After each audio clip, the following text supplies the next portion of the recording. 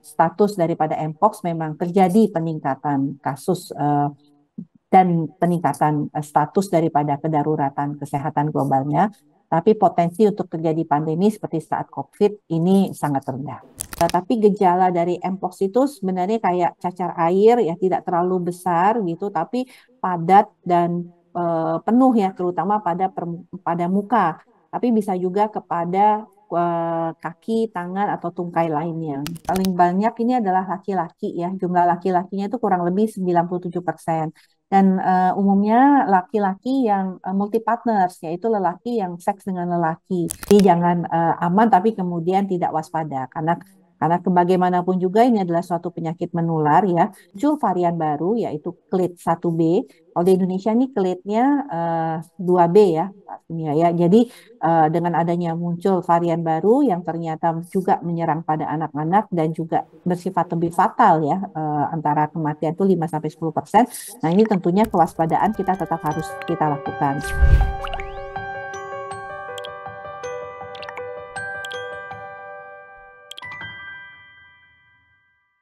Halo Tribuners, kembali dengan On Focus Tribun News bersama saya Apvia Tiokonibili.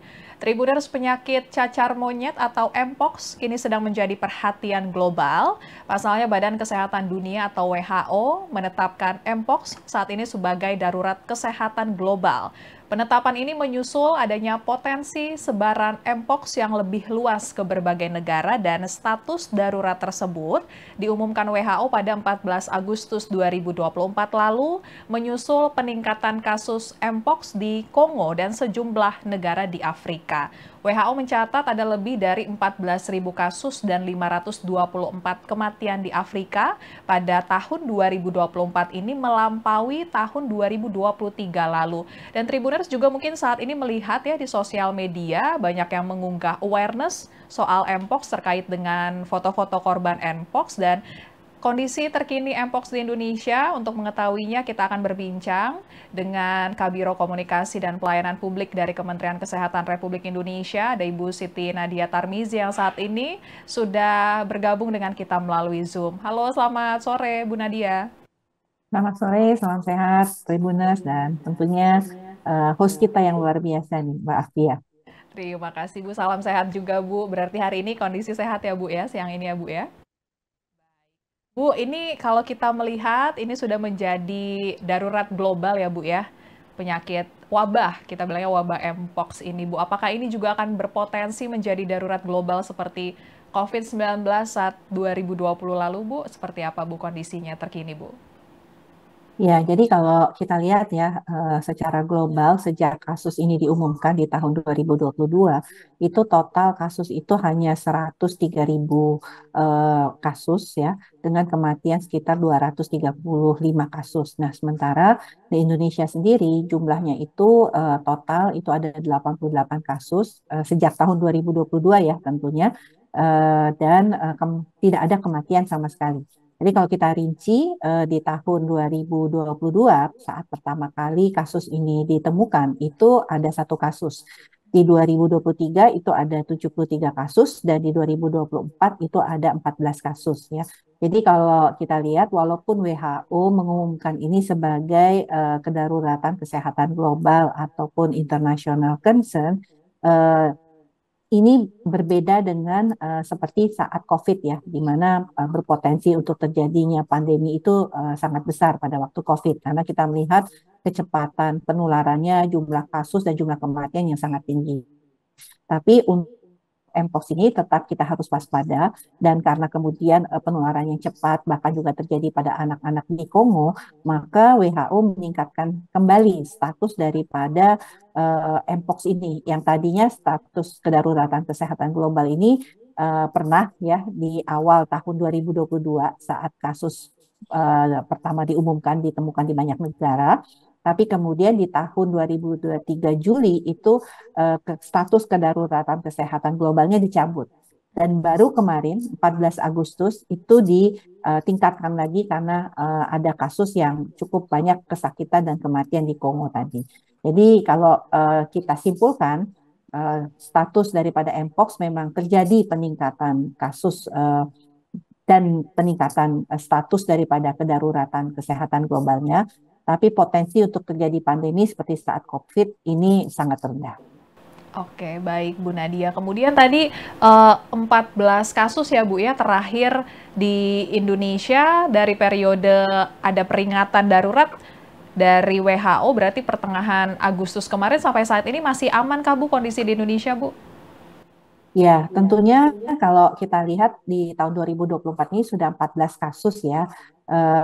Walaupun memang terjadi peningkatan status ya di 14 Agustus yang lalu, kita tentunya tetap waspada. Kalau definisi aman itu kita artinya aman kalau kemudian kita waspada, Mbak Afnia, ya. Jadi jangan aman tapi kemudian tidak waspada karena bagaimanapun juga ini adalah suatu penyakit menular ya, yang tadinya itu diperkirakan hanya berdampak ataupun menginfeksi orang dewasa, tapi ternyata muncul varian baru yaitu clade 1B. Kalau di Indonesia ini clade-nya 2B ya, ya. Jadi dengan adanya muncul varian baru yang ternyata juga menyerang pada anak-anak dan juga bersifat lebih fatal ya, antara kematian itu 5-10%. Nah, ini tentunya kewaspadaan kita tetap harus kita lakukan, terutama untuk mencegah ya, jangan sampai atau membatasi lah penularan daripada clade 1B kalau memang nanti ditemukan. Kalau sampai saat ini belum ditemukan ya, kita masih di 2B. Tapi kan di Thailand sendiri sudah mendapatkan satu kasus clade 1B yang merupakan kasus import. Jadi untuk itu kita tetap melakukan kewaspadaan, walaupun sebenarnya penyakit ini tidak akan berpotensi seperti COVID-19. Penularannya seperti apa sih Bu kalau misalnya kita taunya ini karena kontak dekat gitu Bu? Atau rinciannya mungkin ada penularan terbaru Bu cara dari Mpox ini Bu? Ya, penularan daripada Mpox ini adalah kontak langsung, baik melalui sentuhan kulit dengan kulit ataupun melalui mukosa ya, atau cairan tubuh. Yang jadi artinya harus ada kontak langsung nih. Bisa terjadi droplet kalau kemudian kontaknya itu sangat erat dan dekat ya. Jadi kalau misalnya memang orang yang tinggal berbeda ya, kalau COVID itu 3 meter 6 meter bisa kemudian menularkan. Kalau ini memang perlu kontak yang erat dan dekatnya orang yang memang tinggal satu rumah, mungkin jarak berbicaranya juga dekat gitu. Tapi paling banyak penularan ini melalui kontak langsung, yaitu untuk cairan kontak langsung daripada cairan tubuh atau lesi atau luka dari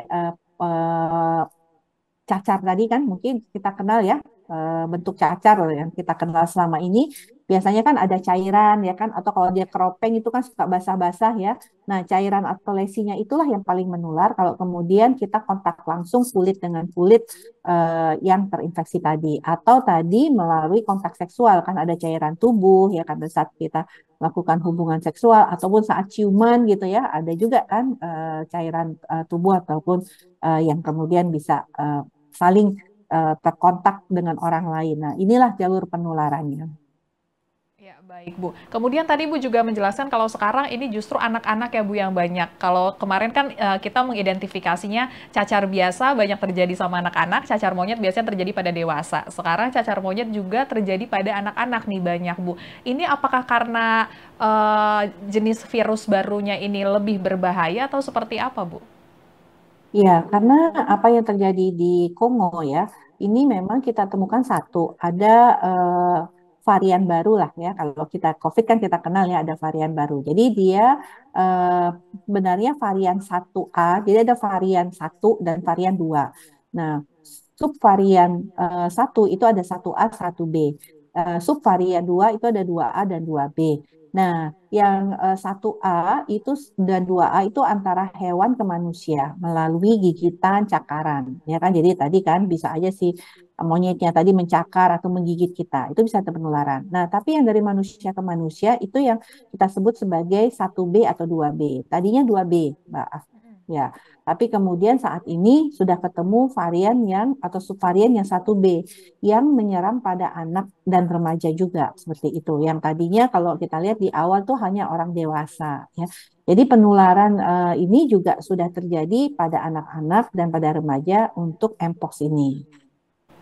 Ya, baik Bu. Nah, kalau misalnya tadi kita udah tahu cara penularannya Bu, ini ciri-cirinya seperti apa? Karena kalau yang kita lihat updatean di sosial media terbaru ya Bu, ini foto korban dia bentuk lesinya, bentuk lukanya ini besar-besar seperti itu Bu. Apakah emang ada perubahan atau seperti apa Bu ciri-cirinya Bu?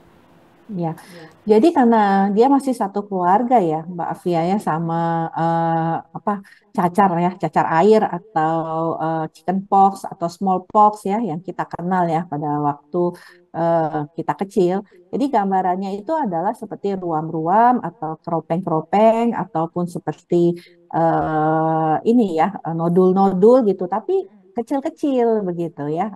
Apa yang beredar di media sosial itu bukan suatu bentuk klinis daripada Mpox ya. Jadi itu mungkin juga ada penyakit lainnya ya, atau memang yang bersangkutan itu mengalami gangguan atau defisiensi kelainan imunitas yang berat ya, sehingga menimbulkan gejala klinis. Kalau kita lihat itu kan seperti besar-besar ya ruam-ruamnya gitu ya, jadi hampir kayak seperti luka bakar. Nah, mungkin nanti kita harus pastikan kembali karena ini kan agak sulit ya untuk men-tracingnya. Tapi gejala dari Mpox itu sebenarnya kayak cacar air ya, tidak terlalu besar gitu, tapi padat dan penuh ya, terutama pada muka. Tapi bisa juga kepada kaki, tangan atau tungkai lainnya.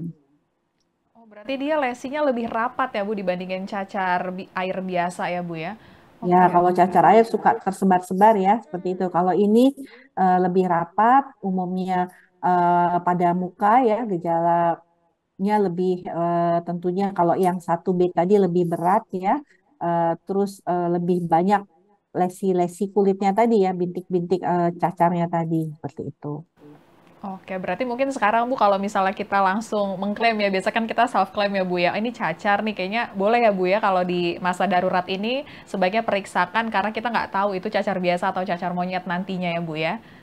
Ya, betul sekali. Makanya kemudian eh, apa kita selalu ingatkan ya upaya pencegahannya apa? Karena memang kan belum ada obatnya. Salah satunya adalah kalau kita kemudian demam, terus muncul ruam-ruam dan ada pembesaran kelenjar getah bening ya, itu segera ke fasilitas pelayanan kesehatan. Jadi untuk lebih memastikan apakah ini Mpox atau bukan.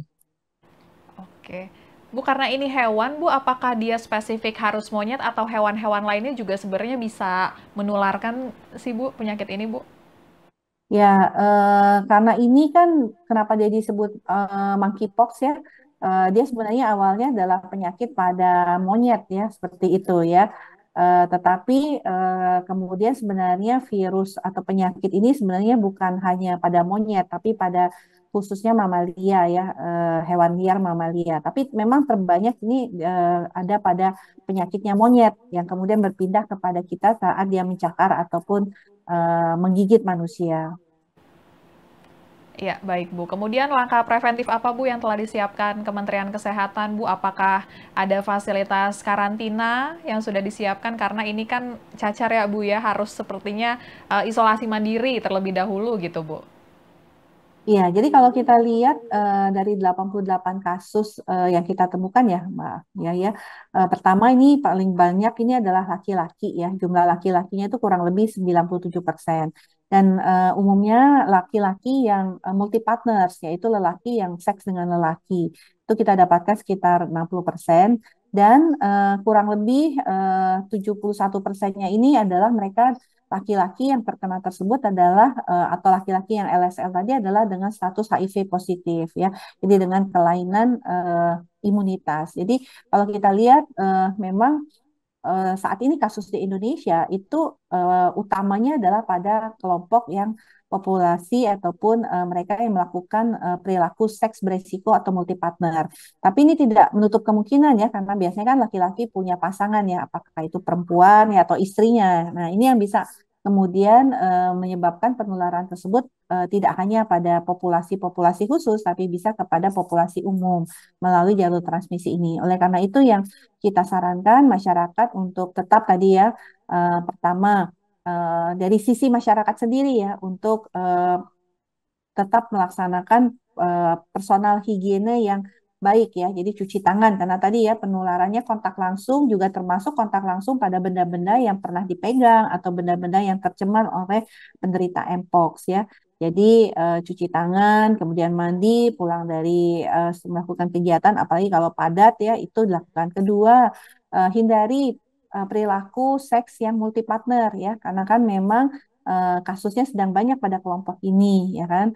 Nah, yang ketiga adalah tentunya eh, kita jangan mengunjungi orang yang lagi sakit Mpox atau lagi sakit cacar ya, maksudnya ya. Jadi itu harus dijaga.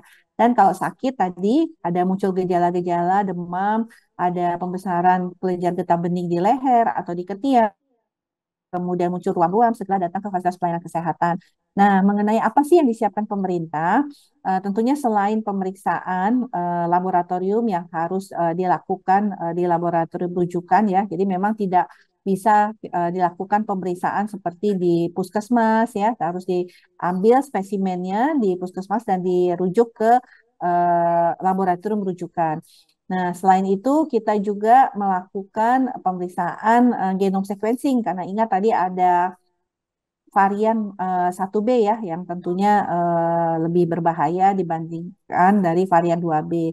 Kita juga menyiapkan obat ya, terutama untuk mereka yang mendapatkan ataupun stadium Mpox-nya berat ya, karena itu ada obatnya. Mpox sendiri tidak punya obat sebenarnya, Mbak. Ya, jadi dia memang diberikan terapi suportif atau terapi simptomatis saja. Kalau dia demam, diberikan anti penurun demam dan sebagainya. Tidak ada eh, antivirus yang spesifik untuk Mpox ini sih, kecuali kita bantu bagi yang dengan gangguan sistem kekebalan tubuh atau yang kondisinya berat dengan obat antivirus. Nah, kita juga memberikan vaksinasi ya untuk beberapa kelompok yang diprioritaskan, yaitu seperti petugas laboratorium, petugas yang merawat pasien, dan tentunya populasi yang tadi multisex partner atau yang LSL tadi. Nah, bagaimana fasilitas isolasi? Ya, kita sampai saat ini kalau lihat jumlah kasusnya kan tidak banyak. Jadi isolasi itu sebenarnya bisa dilakukan dua hal. Sebagian besar pasien Mpox di Indonesia itu gejalanya ringan, artinya. Jadi dia tidak membutuhkan perawatan di rumah sakit, bahkan perlu perawatan di isolasi yang terpisah. Isolasi tetap bisa dilakukan di rumah, ya, asal tadi personal higiene dijaga, ya, jangan kontak langsung, jangan berhubungan seks. Nah, dan kita bisa mencegah penularannya tadi. Baik, Bu. Karena ini tadi kalau dari penjelasan Ibu ini vaksinnya diberikan bagi yang beresiko tinggi gitu ya, Bu ya. Nah, ini bagi masyarakat biasa, Bu, mungkin untuk menjaga ini vitamin atau suplemen apa, Bu, yang bisa dikonsumsi untuk pencegahan, Bu? Kalau vitamin apa saja bisa ya digunakan untuk meningkatkan imunitas kita. Tetap kita jaga kesehatan, istirahat yang cukup ya. Kemudian tetap berolahraga itu harus tetap dilakukan dalam masa ini. Tapi artinya menghindari tadi orang yang sakit Mpox, kemudian jangan melakukan multiple partner seks ya. Kemudian juga tadi personal hygiene ya, karena tadi dia kontak kan barang-barang yang dipegang oleh pasien Mpox tuh bisa tercemar atau terinfeksi kepada kita yang sehat juga. Nah, dan tentunya mengapa kita mendorong orang untuk segera melaporkan kalau dia memiliki gejala-gejala Mpox selain untuk dilakukan pemeriksaan lebih lengkap, tapi yang penting juga adalah untuk melakukan pelacakan kontak, Mbak, ya. Jadi kontak-kontaknya untuk diedukasi dan dilakukan pemeriksaan, gitu.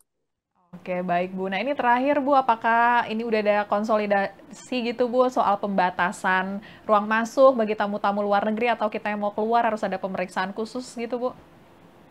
Ya, jadi kita saat ini sudah mengaktifkan ya, karena kita akan menjadi tuan rumah Asia Afrika Forum ya, tentunya harus juga memastikan para delegasi yang akan datang berkunjung pada pertemuan ini betul-betul merasa aman juga ya dari eh, infeksi Mpox ini. Jadi kita mulai sebenarnya 27 Agustus yang lalu sudah mulai menerapkan ya satu sehat health pass di pintu masuk negara. Jadi untuk para pendatang maupun awak pesawat yang datang dari luar negeri itu harus mengisi satu sehat health pass ya namanya, yang kemudian nanti kita lihat resikonya seperti apa. Kalau dia bukan dari daerah yang terjangkit, tidak ada gejala, tidak ada riwayat kontak, maka dia tentunya bisa langsung masuk dan meneruskan perjalanannya di Indonesia. Tapi kalau kemudian dia bergejala, apalagi kemudian misalnya ada riwayat kontak tapi tidak bergejala, atau dia datang dari daerah-daerah terjangkit, nah ini tentunya akan dilakukan pemeriksaan lagi, seperti pemeriksaan suhu ya melalui dengan thermoscanner, dan ada wawancara dan ada pemeriksaan secara langsung yang melihat apakah betul-betul tidak ada ruam-ruam tadi ya, seperti itu. Dan nanti akan ada pemeriksaan lebih lanjut di balai karantina kesehatan di pintu-pintu masuk negara, di pelabuhan, di terminal, di bandara.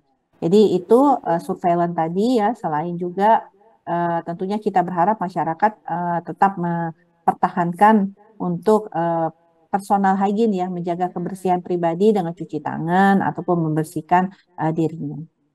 Iya, baik Bu Nadia. Jadi ini gaya hidup sehatnya, kebersihan yang kemarin kita udah terapkan selama COVID-19. Nah ini bisa jadi langkah pencegahan ya Bu ya untuk terkait dengan wabah Mpox ini. Kalau begitu Bu Nadia, terima kasih waktunya dan juga informasinya terkait dengan wabah Mpox hari ini. Nanti kita ngobrol-ngobrol lagi ya Bu ya. Baik. Ya Tribuners, itu dia informasi terkini dari Ibu Nadia terkait dengan kondisi Mpox di Indonesia. Tetap terapkan gaya hidup sehat, makan makanan bergizi, dan menjauhi hewan-hewan yang mungkin saat ini sedang sakit untuk mencegah terkait dengan wabah Mpox. Kalau begitu, saya Afiati Okonibili, pamit undur diri. Berita terupdate lainnya dapat Anda saksikan di kanal YouTube Tribun News. Sampai jumpa. Download Tribun X sekarang. Menghadirkan lokal menjadi Indonesia.